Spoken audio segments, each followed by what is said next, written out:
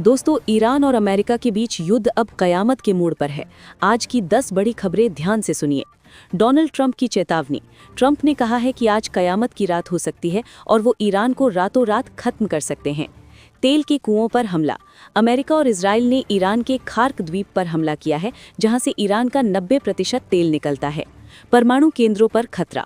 Trump ने Iran के परमाणु केंद्रों और रेलवे ट्रैक को निशाना बनाने का अल्टीमेटम दिया है। ईरान का पलटवार। ईरान ने पहली बार नए खतरनाक लॉन्चर्स से इजराइल पर मिसाइलें दागी हैं। बड़ी मौत। इजरायली हमले में ईरान की खुफिया एजेंसी IRGC के चीफ मेजर जनरल मजीद की मौत हो गई है। सुप्रीम लीडर कोमा में। खबरें हैं कि ईरान के नए सर्वोच्च नेता मुजतबा खामेनेई हमले में घायल होकर कोमा में चले गए हैं। हमास फिर से सक्रिय। इजराइल जिसे खत्म मान रहा था, वो हमास संगठन फिर से उठ खड़ा हुआ है। भारत पर असर। युद्ध की वजह से राजस्थान के ब्यावर में 1000 फैक्ट्रियां बंद हो गई हैं और हजारों मजदूर बेरोजगार हो गए हैं। इंटरनेट पर खतरा। समुद्र के नीचे बिछी इंटरनेट केबल्स कटने से दुनिया भर में डिजिटल ब्लैकआउट का डर है। शांति प्रस्ताव खारिज। ईरान ने अमेरिका और पाकिस्तान के शांति समझौते सीज फायर को पूरी तरह ठुकरा दिया है। देश और दुनिया की ऐसी ही सटीक खबरों के लिए इस वीडियो को लाइक करें और हमारे चैनल को सब्सक्राइब जरूर करें। नमस्ते दोस्तों, मालदा के कालियाचक में जजों पर हुए हमले और हिंसा को लेकर NIA की जो रिपोर्ट सामने आई है, वो रूह कंपा देने वाली है। बंगाल में मचे इस आतंक की 10 बड़ी बातें गौर से सुनिए। जजों को बनाया बंधक। SAR प्रक्रिया के दौरान भीड़ ने 9 जजों को बंधक बना लिया, जो देश के इतिहास में पहली बार हुआ है। बांग्लादेशी घुसपैठियों का हाथ। रिपोर्ट के संकेतों के अनुसार इस हिंसा में शामिल कई लोग बाहरी और बांग्लादेशी बताए जा रहे हैं, जो बंगाल में आतंक मचा रहे हैं। सुनियोजित साजिश। ये कोई अचानक हुई भीड़ नहीं थी, बल्कि ई-रिक्शा पर अनाउंसमेंट करके 1500 लोगों को इकट्ठा किया गया था। TMC का सीधा कनेक्शन। पहचाने गए मुख्य आरोपियों में से 5 लोग TMC के सक्रिय सदस्य हैं, जिन्हें सत्ता का पूरा संरक्षण प्राप्त है। महिलाओं को बनाया ढाल। इस आतंकी सोच के तहत महिलाओं और बच्चों को आगे रखा गया ताकि सुरक्षा बल कार्रवाई न कर सकें। पुलिस की मिलीभगत। NIA ने साफ कहा है कि बंगाल पुलिस ने दंगाइयों को रोकने के बजाय उन्हें मौन समर्थन दिया है। आतंकी विचारधारा। जजों और न्यायिक अधिकारियों पर हमला करना सीधे तौर पर देश की संप्रभुता को चुनौती देना और आतंक फैलाना है। हथियारों का इस्तेमाल। भीड़ के पास हथियार थे और उनका मकसद सिर्फ डराना नहीं, बल्कि न्यायिक प्रक्रिया को पूरी तरह ठप करना था। UAPA के तहत कार्रवाई। विशेषज्ञों की मांग है कि ऐसे तत्वों और उन्हें शह देने वाली पार्टी पर UAPA जैसे कड़े कानून के तहत प्रतिबंध लगना चाहिए। लोकतंत्र पर कड़ा प्रहार। अगर आज जजों को सुरक्षा नहीं मिली तो आम जनता का क्या होगा? ये बंगाल में कानून व्यवस्था के पूरी तरह खत्म होने का सबूत है। दोस्तों, ऐसे दंगाइयों और आतंकियों पर कड़ी से कड़ी कार्रवाई होनी चाहिए। देश की सुरक्षा से जुड़ी ऐसी खबरों के लिए इस वीडियो को लाइक करें और हमारे चैनल को सब्सक्राइब जरूर करें। नमस्ते दोस्तों, ईरान अमेरिका जंग के बीच पाकिस्तान पूरी तरह बर्बाद और कंगाल हो चुका है। इस भिखारी देश की हालत इन 2 पॉइंट्स में समझिए।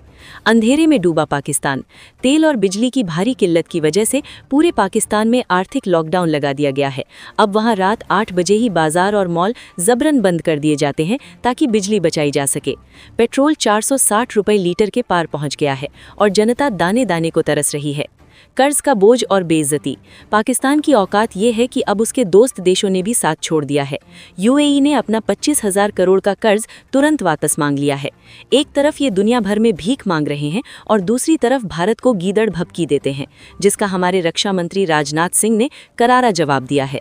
दोस्तों, पाकिस्तान की इस बदहाली पर आपकी क्या राय है? कमेंट में बताएं, वीडियो को लाइक करें और ऐसी ही खबरों के लिए चैनल को सब्सक्राइब जरूर करें। केरल के सबरीमाला मंदिर में महिलाओं की एंट्री को लेकर सुप्रीम कोर्ट में 9 जजों की बड़ी बेंच की सुनवाई शुरू हो गई है। इस केस की मुख्य बातें 30-40 सेकंड में समझें। संवैधानिक पीठ की सुनवाई। 9 जजों की बेंच इस पर सुनवाई कर रही है कि क्या धार्मिक परंपराएं समानता के अधिकार से बड़ी हैं? केंद्र सरकार का पक्ष। कोर्ट में सरकार ने कहा है कि अदालतों को सदियों पुरानी धार्मिक मान्यताओं और परंपराओं में दखल नहीं देना चाहिए। भगवान अयप्पा की मान्यता। मंदिर की पौराणिक कथा के अनुसार भगवान अयप्पा ब्रह्मचारी हैं, इसलिए 10 से 50 साल की महिलाओं के प्रवेश पर रोक है। विवाद का इतिहास।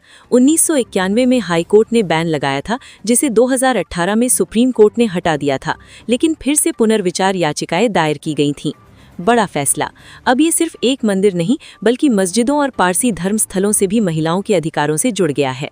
दोस्तों, क्या धार्मिक मामलों में कोर्ट को फैसला लेना चाहिए? अपनी राय कमेंट में बताएं, वीडियो को लाइक करें और ऐसी ही खबरों के लिए चैनल को सब्सक्राइब जरूर करें। हरिद्वार से एक ऐसी खबर सामने आई है जो हर हिंदू को सतर्क कर देगी। ऑपरेशन कालने के तहत पुलिस ने 30 ऐसे ढोंगी बाबाओं को गिरफ्तार किया है जो साधु का भेष धरकर घूम रहे थे। इनकी असलियत और इनके काले कारनामों की 2 बड़ी बातें ध्यान से सुनिए। पहचान छिपाकर ठगी। ये लोग मुस्लिम होने के बावजूद भगवा कपड़े पहनकर और माथे पर तिलक लगाकर घूमते थे ताकि कोई इन्हें पहचान न सके। इनका मुख्य निशाना भोली भाली हिंदू महिलाएं और युवा होते थे जिन्हें ये अपनी बातों में फंसाकर ठगते थे। ब्रेन वॉश और शोषण। ये ढोंगी बाबा तंत्र मंत्र और चमत्कार के नाम पर हिंदू महिलाओं का ब्रेन वॉश करते थे।